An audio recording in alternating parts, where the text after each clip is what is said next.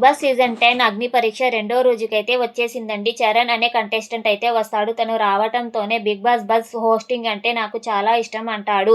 అయితే శ్రీముఖి నీకు girl friend ఉందా అంటే లేదు ఉండేది నాకు టైం సెట్ అవ్వలేదు అందుకే వదిలేసా అంటాడు.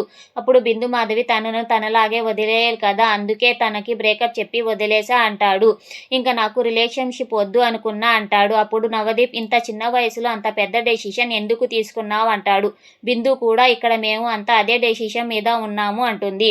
అప్పుడు Charan really I want to join your club అంటాడు. దానితో అభిజిత్ కూడా చిన్న వయసులోనే కళ్ళు తెరుచుకున్నావా తమ్ముడు అంటాడు.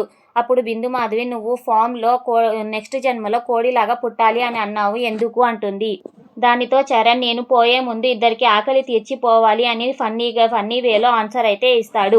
శ్రీముఖి నీకు హోస్టింగ్ అంటే ఇష్టం అన్నావు కదా మా నలుగురిలో ఎవరిని హోస్ట్ చేస్తావు అంటే నేను నలుగురిని హోస్ట్ చేస్తా అని అంటాడు.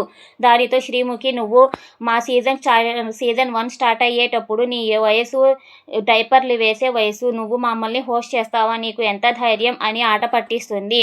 అయినా సరే ఇప్పుడు మేము నిన్ను రిజెక్ట్ చేస్తే నీ ఫీలింగ్ ఏంటి అని అంటుంది. నేను ఆహార దీక్ష చేస్తా అని ఫన్నీగా మాట్లాడి గ్రీన్ సిగ్నల్ అయితే జడ్జెస్ నుండి కొట్టేస్తాడు. ఇక నుండి అగ్ని పరీక్ష ఎలా సాగుతుందో చూద్దాం.